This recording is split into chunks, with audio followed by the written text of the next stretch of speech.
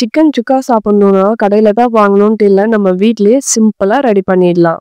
உடனே சேவ் பண்ணிட்டு ட்ரை பண்ணுங்க. டேஸ்ட் அட்டகாசமா இருக்கும். ஃபர்ஸ்ட் மசாலா வறுத்துடலாம்.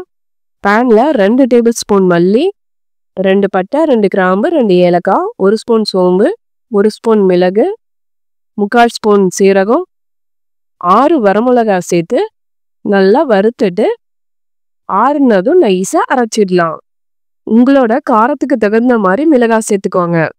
பேன்ல தேவையான அளவு எண்ணெய் சேர்த்துட்டு ஒரு பெரிய சைஸ் வெங்காயம், 2 கொத்து கருவேப்பிலை சேர்த்து நல்லா வதக்குங்க. சமைக்கவே தெரியாதுன்னு சொல்றவங்க கூட இந்த ரெசிபியை ஈஸியா பண்ணிடலாம். வெங்காயம் நல்லா வதங்கிடுச்சு. இப்போ இஞ்சி பூண்டு பேஸ்ட் 1 ஸ்பூன் சேர்த்துக்கலாம். இஞ்சியோட அளவை கம்மி பண்ணிட்டு பூண்டு கொஞ்சம் அதிகமா சேர்த்துக்கோங்க.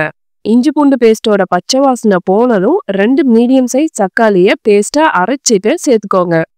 தக்காளியோட பச்சை வாசனைலாம் போயிட்டு இந்த அளவுக்கு நல்லா வதங்கினதும் சுத்தமா கழுவி வச்சிருக்க 1/2 கிலோ சிக்கன் சேர்த்து நல்லா வதக்குங்க.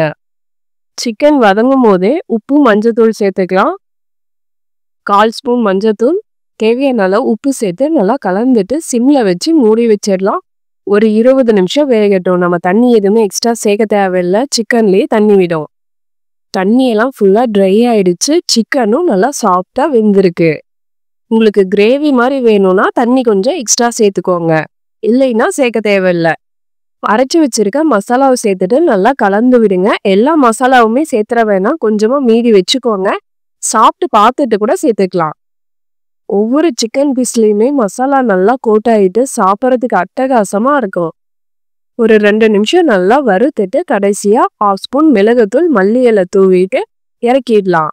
அவ்வளோதாங்க, சிக்கன் சுக்கா சூப்பரா ரெடி ஆயிடுச்சு. இன்னும் நம்ம சேனலை சப்ஸ்கிரைப் பண்ணலன்னா சப்ஸ்கிரைப் பண்ணிடுங்க. கூடவே பெல் ஐக்கானையும் ப்ரெஸ் பண்ணிடுங்க.